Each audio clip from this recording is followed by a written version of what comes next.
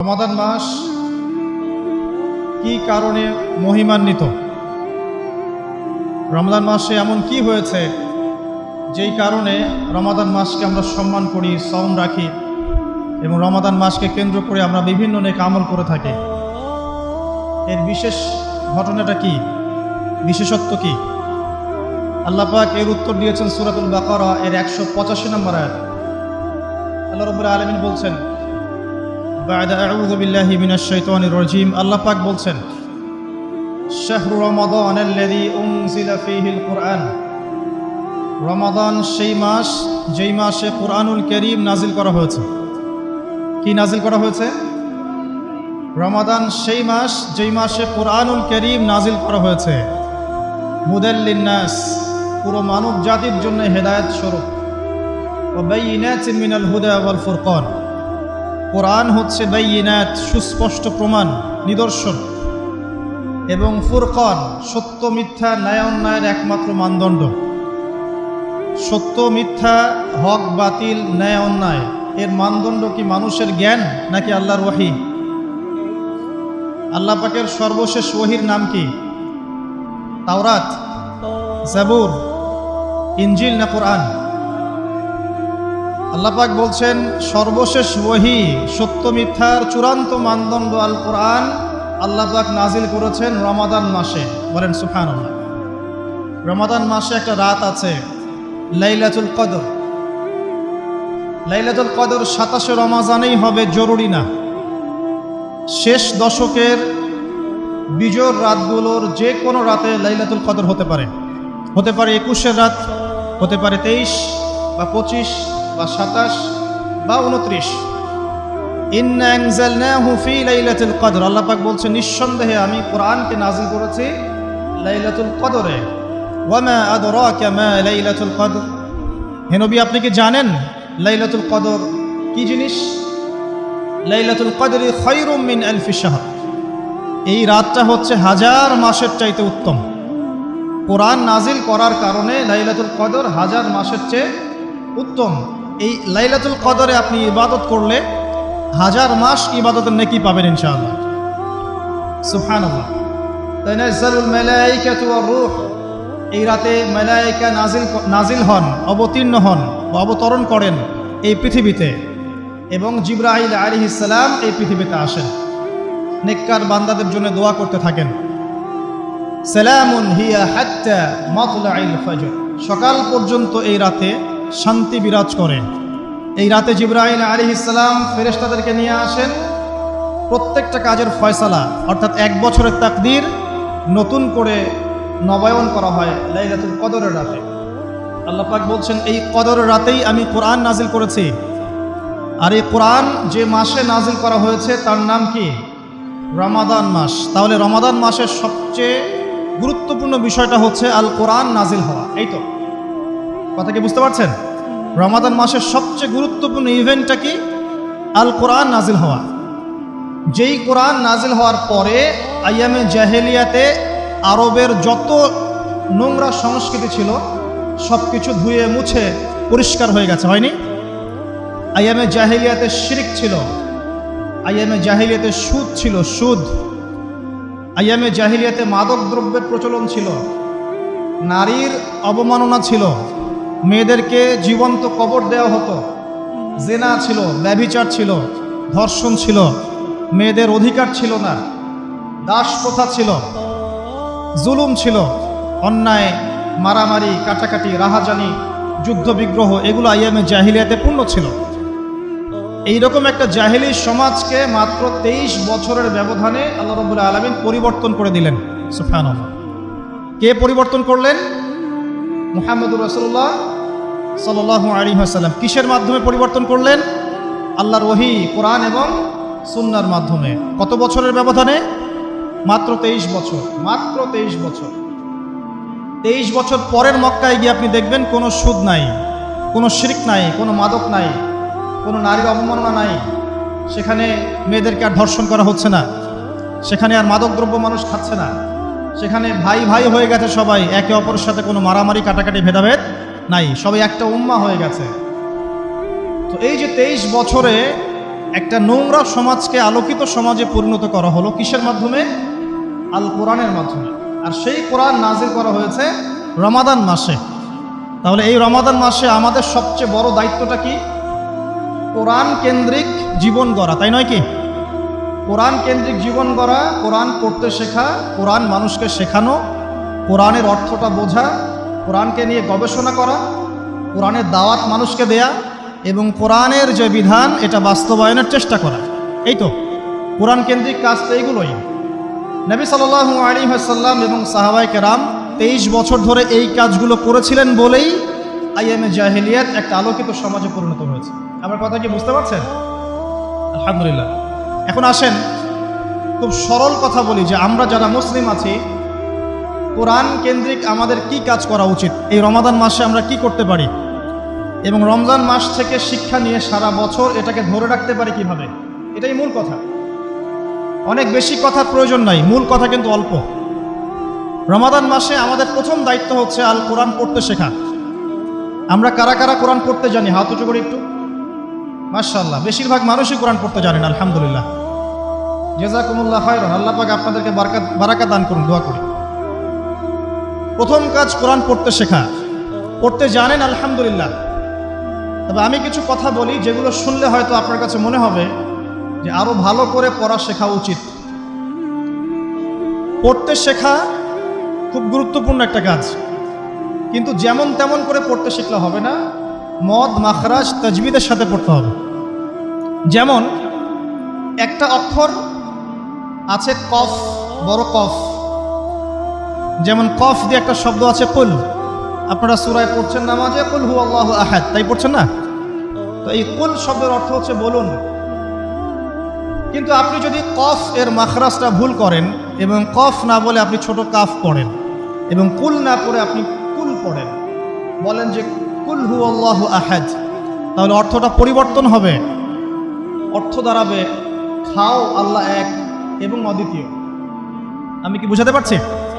শুধুমাত্র কফ এর উচ্চারণ সঠিকভাবে না করার কারণে আপনার অর্থ পরিবর্তন হয়ে গেছে, বলো এর জায়গায় খাও অর্থ চলে এসেছে। আপনি পড়ছেন আল্লাহু আকবার আলহামদুলিল্লাহি রাব্বিল আলামিন, এই তো আপনি পড়ছেন আলহামদুলিল্লাহ। শব্দটা কি? আলহামদুলিল্লাহ। এই হা এর মাখরাজ কোথায়? হা এর মাখরাজ কোথায় বলেন একজন? কণ্ঠনালীর মাঝখান থেকে। এখান থেকে আপনি উচ্চারণ করছেন আলহামদুলিল্লাহি রাব্বিল আলামিন। অর্থ দাঁড়াচ্ছে সমস্ত প্রশংসা জগৎসমূহের রব আল্লাহর জন্য, ঠিক আছে? কিন্তু আপনি এই হায়ে হত্তির জায়গায় যদি হায়ে হাওয়াস পড়েন, যার মাখরাজ অন্য জায়গা থেকে, আপনি পড়ছেন ফর এক্সাম্পল আলহামদুলিল্লাহি রাব্বিল আলামিন, যেমনটা অনেকেই পড়ে থাকে। কেমন আছেন? আলহামদুলিল্লাহ ভালো আছে, তাই না? কেমন আছেন? আলহামদুলিল্লাহ ভালো আছে। তো আলহামদুলিল্লাহ না বলে সে বলেছে আলহামদুলিল্লাহ। ওই যে হায়ের উচ্চারণ পরিবর্তন হয়ে গেছে, এই কারণে অর্থ পরিবর্তন হয়ে দাঁড়াবে যে সমস্ত নিন্দা আল্লাহর জন্য, যিনি জগৎসমূহের রব। আমার কথা কি বুঝতে পারছেন? শুধু হা এর মাখরাজ ভুল হওয়ার কারণে এই সমস্যা হল। তাই যারা পড়তে শিখেছি আরো ভালো করে পড়তে শিখি, মদের সাথে মাখরাজের সাথে তাজবিদের সাথে সমস্ত নিয়মকানুনগুলো আবার চর্চা করি, যাতে আপনার তিলাওয়াতটা 100% বিশুদ্ধ হয়। আল্লাহ পাক তৌফিক দান করুন। ফর এক্সাম্পল একটা উদাহরণ দিচ্ছি, আলিফ লাম মিম, সূরা বাকারার প্রথমে আছে না আলিফ লাম মিম? এই আলিফ লাম মিমের অর্থ আছে, কিন্তু আল্লাহ ছাড়া এই অর্থ কেউ জানেন না। এর অর্থ আমরা করতে পারবো না, কিন্তু অর্থ আছে। যালিকাল কিতাব লা রাইবা ফিহ, এটা এমন একটা কিতাব যে কিতাবের মধ্যে কোনো সন্দেহ নাই, কোনো সন্দেহ নাই। এই যে নাই এর অর্থটা হচ্ছে লা মানে নাই, লা রাইবা কোনো সন্দেহ নাই। রাইব মানে সন্দেহ, লা মানে না, লা রাইবা কোনো সন্দেহ নাই, ফিহি এর মধ্যে মানে এই কিতাবের মধ্যে। এখানে লায়ের উপরে কি মদ আছে? লায়ের উপরে কি মদ আছে না? লাকে টানতে হবে না? কি বলেন? লাকে টানতে হবে না? লাকে টানতে হবে, লা রাইবা ফি, লাকে টানতে হবে। এই যে বলি আমরা লা ইলাহা, লাই টান নাই? লা ইলাহা লাই টান আছে না? আছে। ইল্লাল্লাহ, কোনো ইলাহ নেই আল্লাহ ছাড়া। তো এই যে আপনি পড়ছেন লা রাইবা ফি, ঠিক আছে, কিন্তু আপনি যদি মতটাকে ভুল করেন এবং আপনি পড়েন যালিকাল কিতাব লা রাইবা ফিহ, লায়ে কি করেন নাই? মদ করেন নাই, লায়ে আপনি টানেন নাই, কিন্তু পড়েছেন যালিকাল কিতাব লা রাইবা ফিহ। অর্থ কি হবে? অর্থ হবে এটা এমন একটা কিতাব যে কিতাবে অবশ্যই সন্দেহ আছে। আমি মনে হয় বুঝাতে পারছি না। তখন অর্থ দাঁড়াবে এমন যে এটা এমন একটা কিতাব যেই কিতাবে অবশ্যই সন্দেহ আছে। যদি আপনি লায়ে টান না দেন তাহলে অর্থ পরিবর্তন হবে। আপনি পড়ছেন কুল ইয়া আইয়ুহাল কাফিরুন, বলুন হে কাফেররা, লা আ'বুদু, আমি ইবাদত করি না, মা তা'বুদুন, যার ইবাদত তোমরা করো বা তোমরা করছো। এখানেও লায়ের মধ্যে মদ আছে, লা আ'বুদু মা তা'বুদুন। কিন্তু আপনি যদি মদ না করেন, যদি পড়েন কুল ইয়া আইয়ুহাল কাফিরুন লা আ'বুদু মা তা'বুদুন, অর্থ কি হবে? বলুন হে কাফেররা, বলুন হে নবী হে কাফেররা, আমি অবশ্যই তার ইবাদত করি যার ইবাদত তোমরা করো। নাউযুবিল্লাহ। আমি কি বুঝাতে পারছি ভাই? অক্ষরের পরিবর্তনের কারণে, উচ্চারণের পার্থক্যের কারণে, টান কম বেশি হওয়ার কারণে কোরআনের অর্থ ঈমান থেকে কুফরির দিকে যেতে পারে। কথা কি বুঝতে পারছেন? অতএব যারা কোরআন তেলাওয়াত করা শিখেছেন আবারও শেখেন, শেখার কোনো শেষ নাই। যদি এখন আমি কোরআন তেলাওয়াত আপনাদেরকে ধরি, দেখা যাবে অনেকের তেলাওয়াত ভুল পাওয়া যাবে, পাওয়া যাবে না? অতএব এই রমজান মাসটাকে কাজে লাগান, রমজান মাসে কোরআন তেলাওয়াত করা শেখেন। ইমাম সাহেবের কাছে শেখেন, মুয়াজ্জিন সাহেবের কাছে শেখেন, আলেমের কাছে আসেন, মাদ্রাসায় যান। যদি এগুলো সুযোগ না থাকে, অনলাইনে অনেক কোর্স করানো হচ্ছে, অনলাইনে কোর্স করেন। সবচেয়ে ভালো হয় মাদ্রাসায় গিয়ে পড়লে। যদি মাদ্রাসায় পড়তে না পারেন, অনলাইন অফলাইনে কোর্সের মাধ্যমে শিখেন। আপনাকে শিখতে হবে, যে কোনো নিয়মে হোক শিখতে হবে। নুরানি পদ্ধতি বলেন, বৈজ্ঞানিক পদ্ধতি বলেন, যে নিয়মেই বলেন, আপনাকে বিশুদ্ধ করে শিখতে হবে। এবার শিখে ফেললে আপনি কি পাবেন? খুব সংক্ষেপে বলছি। শিখে ফেললে আপনি কোরআন তেলাওয়াত করবেন নিয়মিত। আমি পরামর্শ দেই, প্রত্যেক দিন এক পারা করে পড়েন। প্রত্যেক দিন এক পারা, তাহলে 30 দিন 30 পারা পড়া হবে। প্রত্যেক মাসে একটা করে খতম দিতে পারবেন, আপনি বছরে 12টা খতম দিতে পারবেন। যদি আপনি বিশুদ্ধ করে তেলাওয়াত করতে শেখেন, তাহলে রাসূল সাল্লাল্লাহু আলাইহি ওয়াসাল্লামের কিছু হাদিস আপনার জন্য। নবী সাল্লাল্লাহু আলাইহি ওয়াসাল্লাম বলেছেন, ইকরাউল কোরআন, তোমরা বিশুদ্ধ করে কোরআন তেলাওয়াত করো। ফাইন্নাহু ইয়াতি ইয়াউমাল কিয়ামাহ শাফিআন লিআসহাবিহি, কারণ কিয়ামতের দিন কোরআন তার পাঠকের পক্ষে সুপারিশ করবে। সুবহানাল্লাহ। তিনি বলছেন সূরা বাকারা এবং সূরা আলে ইমরান সুপারিশ করবে, ওই পাঠকের উপরে ছায়া প্রদান করবে। কিয়ামতের মাঠে কোনো ছায়া থাকবে? আল্লাহর আরশের ছায়া থাকবে, কোরআন আপনাকে ছায়া দিবে। সূরা আলে ইমরান, সূরা বাকারা আপনাকে ছায়া দিবে। বিশুদ্ধ করে তেলাওয়াত করা শিখলে আপনি রাত্রেবেলা সূরা মুলক তেলাওয়াত করবেন। কোন সূরা? সূরা মুলক। যে ব্যক্তি রাতের বেলা তেলাওয়াত করে, এই ব্যক্তি মৃত্যুবরণ করলে ইনশাআল্লাহ তাআলা তার কবরের আযাব হবে না। কবরের আযাব কি চারটাখানি কথা? সূরা মুলক তেলাওয়াত করলে এই ব্যক্তিকে সূরা মুলক কবরের আযাব থেকে বাঁচিয়ে দিবেন ইনশাআল্লাহ। 30টা আয়াত মুখস্থ করে ফেলতে পারেন। কোরআন তেলাওয়াত করা শিখলে আপনি আয়াতুল কুরসি পড়তে পারবেন। কোনটা? আল্লাহু লা ইলাহা ইল্লা হুয়াল হাইয়ুল কাইয়্যুম, এখান থেকে শেষ পর্যন্ত। সূরা বাকারার আয়াত নাম্বার 255। প্রত্যেক ফরজ নামাজের পর যে ব্যক্তি বিশুদ্ধ করে আয়াতুল কুরসি তেলাওয়াত করবে, মৃত্যু ছাড়া তার জান্নাতে যাওয়ার কোনো বাধা নাই। আর ছোট্ট সূরা আছে কিছু, সূরা ফালাক, সূরা নাস, সূরা ইখলাস। সকালে 3 বার সূরা ইখলাস, 3 বার ফালাক, 3 বার নাস। বিকেলবেলা বা সন্ধ্যার পরে 3 বার সূরা ইখলাস, 3 বার ফালাক, 3 বার নাস। নবী সাল্লাল্লাহু আলাইহি ওয়াসাল্লাম বলছেন, এই ব্যক্তিকে দৃশ্য অদৃশ্যের যাবতীয় ক্ষতি থেকে বাঁচানোর দায়িত্ব আল্লাহ নিয়ে নেবেন ইনশাআল্লাহ। কোনো বিপদ আপদ বালা মুসিবত হঠাৎ করে আপনাকে আক্রমণ করবে না ইনশাআল্লাহ। এরপরে আছে সূরা বাকারার শেষের 3টা আয়াত, লিল্লাহি মা ফিস সামাওয়াতি, এখান থেকে ফানসুরনা আলাল কওমিল কাফিরিন পর্যন্ত। নবী সাল্লাল্লাহু আলাইহি ওয়াসাল্লাম বলেছেন, যে ব্যক্তি রাতের বেলা এই আয়াতগুলো তেলাওয়াত করবে, সারা রাত নফল নামাজ পড়লে যে নেকি হতো, এই 3টা আয়াত তেলাওয়াত করলে সে নেকি হয়ে যাবে ইনশাআল্লাহ। এগুলি চারটাখানি কথা। সূরা কাহাফের প্রথম 10টা আয়াত, শেষের 10টা আয়াত যে ব্যক্তি মুখস্থ করবে এবং আমল করবে এবং জুমার দিন এটা তেলাওয়াত করবে, সেই ব্যক্তির জীবদ্দশায় যদি দাজ্জাল বের হয়, দাজ্জাল, কোন দাজ্জাল? মাসিহুদ দাজ্জাল, সবচেয়ে বড় ফিতনা। পৃথিবীর সব ফিতনাকে একসাথে করলেও দাজ্জালের ফিতনার মতো ভয়ঙ্কর হবে না। আমি বুঝাতে পারছি না। পৃথিবীতে এখন সামাজিক ফিতনা আছে, পারিবারিক ফিতনা আছে, পলিটিক্যাল ফিতনা আছে, জিও পলিটিক্যাল ফিতনা আছে, অর্থনৈতিক ফিতনা আছে, সাংস্কৃতিক ফিতনা আছে, সুদের ফিতনা, জেনার ফিতনা, ধর্ষণ, রাহাজানি, মারামারি, কাটাকাটি, ছিনতাই, ফিতনার কি শেষ আছে? সবগুলো ফিতনাকে একসাথে করলেও দাজ্জালের ফিতনার সমান হবে না। আমি মনে হয় বুঝাতে পারছি না। পৃথিবীর সমস্ত ফিতনাকে একসাথে করলেও এই মাসিহুদ দাজ্জালের মতো ফিতনা হবে না। যখন সে বের হবে তখন পৃথিবীর অবস্থাই চেঞ্জ হয়ে যাবে। এই পৃথিবীর আগের পৃথিবী থাকবে না, পৃথিবী থাকবে না। এমন যতদিন যাবে পৃথিবী তার ধ্বংসের দিকে যাবে, আস্তে আস্তে আস্তে আস্তে পৃথিবী তার ধ্বংসের দিকে যাবে এবং কিয়ামতের সমস্ত আলামত প্রকাশিত হয়ে যাবে ইনশাআল্লাহ তাআলা। হাতে সময় বেশি নাই। সেই 1400 বছর আগে নবীজি বলেছেন যে আমার উম্মত আর কিয়ামতের মাঝখানের দূরত্ব হচ্ছে আসর থেকে মাগরিবের ওয়াক্তের মতো। বুঝাতে পারছি না। আসরের ওয়াক্ত, এই যে এখন আসরের ওয়াক্ত, মাগরিব হতে কতটুকু সময় বাকি আছে? 1.5 ঘন্টা, 2 ঘন্টা।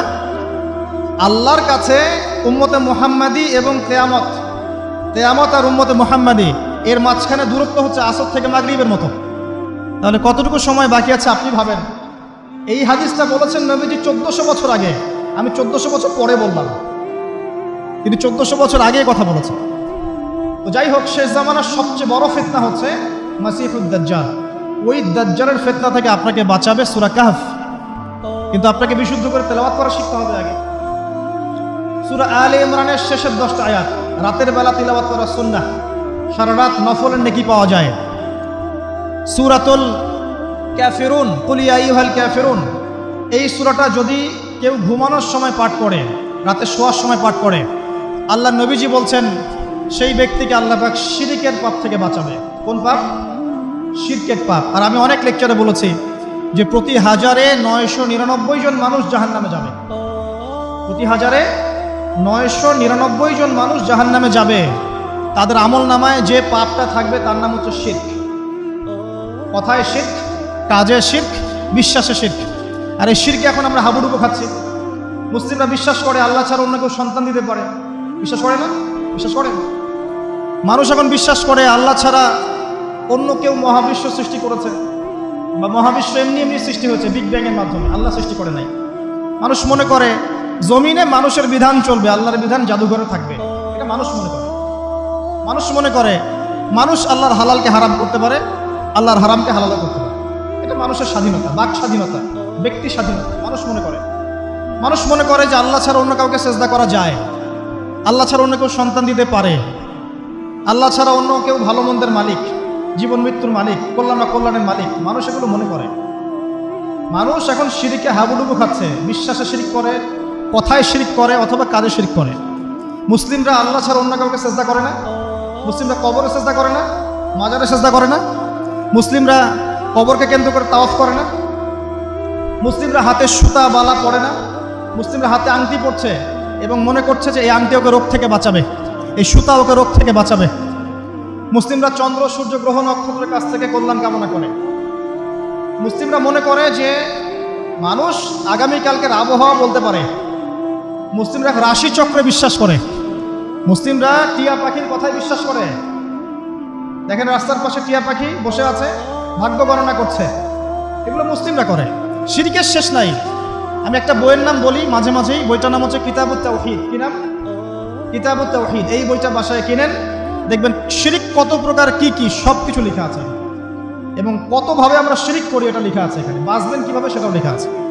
যাই হোক, সূরাতুল কাফিরুন যে ব্যক্তি শোয়ার সময় পড়বে, আল্লাহ পাক তাকে শিরকের পাপ থেকে বাঁচিয়ে রাখবেন ইনশাআল্লাহ। আল্লাহ পাক শিরকের একটা গোপন পাপ আছে, গোপন শিরক, রিয়া, মানুষকে দেখানোর জন্য আমল করা, লোক দেখানো আমল। এটা থেকেও আল্লাহ পাক বাঁচাবে সেই ব্যক্তিকে, যে ব্যক্তি সূরা কাফিরুন রাতের বেলা তেলাওয়াত করবে ঘুমানোর সময় ইনশাআল্লাহ তাআলা। আর অনেক সূরা আছে। কারো যদি চোখ লাগা, বদনজর, জিন ঘটিত কোনো সমস্যা হয়, সূরা জিনের প্রথম 10টা আয়াত পরে দম করে ফু দিবেন, দেখবেন ইনশাআল্লাহ রোগী ভালো হয়ে গেছে। কারো যে কোনো অসুস্থতা থাকলে চিকিৎসা করবেন, ওষুধপত্র খাবেন, সব ঠিক আছে। তার আগে সূরা ফাতিহা পড়বেন। সূরা ফাতিহা পড়ে নিজের গায়ে দম করবেন, পানিতে দম করে খাবেন, দেখবেন সূরা ফাতিহার মধ্যে শিফা আছে। সূরা ফাতিহার মধ্যে শিফা আছে। এই সূরা আরেকটা নাম হচ্ছে আয়াতুশ শিফা। এই সূরার মধ্যে শেফা আছে, আরোগ্য আছে, আর অনেক আয়াত আছে, এগুলো বলতে গেলে সময় শেষ হয়ে যাবে। প্রথম যে কাজ আমাদের সেটা হলো আল কোরআনকে বিশুদ্ধ করে পড়তে শেখা। আমার কথা কি বুঝতে পারছেন? যারা পড়া শিখেছেন আবার পড়া শেখেন। কারণ কি আমি বললাম, আপনার অক্ষরের পার্থক্যের কারণে, মদ মাখরাজের পার্থক্যের কারণে, তাজবিদের নিয়মের ভুল ত্রুটির কারণে অর্থ পরিবর্তন হয়ে যেতে পারে। তখন সারাটা জীবন আপনি ভুল করে যাবেন। আর আমি এটা আপনাকে হলফ করে বলতে পারি যে আপনি কোরআন যতটুকু তেলাওয়াত করছেন এবং নামাজে যে আরবিগুলো পড়ছেন এগুলোর মধ্যে অনেক ভুল ভ্রান্তি আছে, আপনি জানেন না। যদি আপনি কোনো আলেমের কাছে যান, তাকে শোনান, তিনি আপনার ভুল ধরাতে পারবেন। অতএব আবার বিশুদ্ধ করে পড়া শেখেন, আল্লাহ পাক তৌফিক দান করুন। নবীজি বলেছেন সাল্লাল্লাহু আলাইহি ওয়াসাল্লাম, মান ক্বারাআ হারফাম মিন কিতাবিল্লাহি ফালাহু হাসানা। কেউ যদি একটা হরফ তেলাওয়াত করে কোরআনের, তার নেকি হবে কত নেকি? আল হাসানাতু বিআশরি আমসালিহা, এক নেকি 10 দিয়ে গুণ করা হবে। অর্থাৎ একটা হরফ তেলাওয়াত করলে 10 নেকি হবে ইনশাআল্লাহ। আলিফ লাম মিম পড়লে 10 নেকি হয় না, আলিফ লাম মিম পড়লে 30 নেকি হয়। কারণ আলিফ একটা হরফ, লাম একটা হরফ, মিম একটা হরফ। আপনি কি জানেন কোরআনে কতগুলো হরফ আছে? আল কোরআনে 600টা পৃষ্ঠা আছে। কত পৃষ্ঠা? একটা হাফেজি কোরআনে 600 পৃষ্ঠা থাকে। প্রত্যেক 20 পৃষ্ঠায় একটা করে পারা শেষ হয়। প্রত্যেকটা পৃষ্ঠার মধ্যে 15টা করে লাইন থাকে। কয়টা লাইন থাকে? 15টা লাইন থাকে। প্রত্যেকটা লাইনের মধ্যে 9টা করে গড়ে শব্দ থাকে। গড়ে 9টা করে শব্দ থাকে। এক পৃষ্ঠায় দেখবেন 134 বা 135টা শব্দ থাকবে। এখন 600কে আপনি 135 দিয়ে গুণ করলে দেখবেন আল কোরআনে 77,800টা শব্দ আছে। 77,800টা শব্দ আছে, মানে প্রায় 78,000 শব্দ আছে। এটা হলো শব্দের কথা বললাম। এই শব্দগুলো সব নতুন শব্দ নয়, এগুলো বের হয়েছে মাত্র 4 থেকে 4,500 শব্দ থেকে। মাত্র 4 থেকে 4,500 শব্দ থেকে। এই শব্দগুলো আবার 3 ভাগে ভাগ করা যায়। এক ভাগ হচ্ছে নাউন্স। নাউন্স তো বোঝেন, বিশেষ্য, যেগুলোকে আমরা ইসম বলি। যেমন আল্লাহ, মুহাম্মদ, জিবরিল, মিকাইল, ইব্রাহিম, ইসমাইল, এগুলো নাউন মানে বিশেষ্য। একগুলো আছে ফেল বা ক্রিয়াপদ, যেমন না'বুদু, নাস্তাঈন, নাতরুকু, ইয়ামালুন, ইয়াফআলুন ইত্যাদি। অনেকগুলো আছে ফেল মানে ক্রিয়া। এই ফেলগুলোই মূল জিনিস, এগুলো ভার্বস। এগুলো 2 ভাগে ভাগ করা যায়, ফেলে মাজি এবং ফেলে মুদারি, অতীতকাল এবং বর্তমান ভবিষ্যৎকাল। আরেকগুলো আছে হরফ বা অব্যয়, এগুলোকে আমরা ইংরেজিতে বলি প্রোনাউন্স বা প্রিপোজিশন বা কনজাংশন, ইন্টারজেকশন। এগুলো সব কিছু মিলেই হরফ। এই অল্প কিছু শব্দ থেকে কোরআনের 78,000 শব্দ বের হয়েছে। কোরআনের যদি কেউ 400 থেকে 500টা মাজদার জানে, মাত্র 400 থেকে 500টা মাজদার, ইনশাআল্লাহ তাআলা সে কোরআনের 70% অনুবাদ করতে পারবে ইনশাআল্লাহ। কথা কি বুঝতে পারছেন? হয়তো কিছু বুঝতে পারছেন না।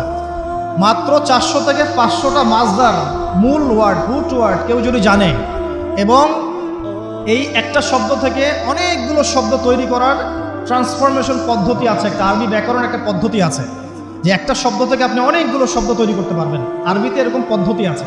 এই পদ্ধতিটা যদি সে জানে এবং এই সিনোনিমসগুলো, ভোকাবুলারিগুলো মনে রাখতে পারে, মাজদারগুলো মনে রাখতে পারে, ইসিমগুলো মনে রাখতে পারে, হরফের ব্যবহারগুলো জানে, সে ইনশাআল্লাহ তাআলা অল্প সময়ের মধ্যে 70% কোরআনের অনুবাদ করতে পারবে ইনশাআল্লাহ। বাকি 30% কি হবে সেটা নিয়ে পরে চিন্তা করা যাবে। আমি একটা ছোট্ট উদাহরণ দিচ্ছি।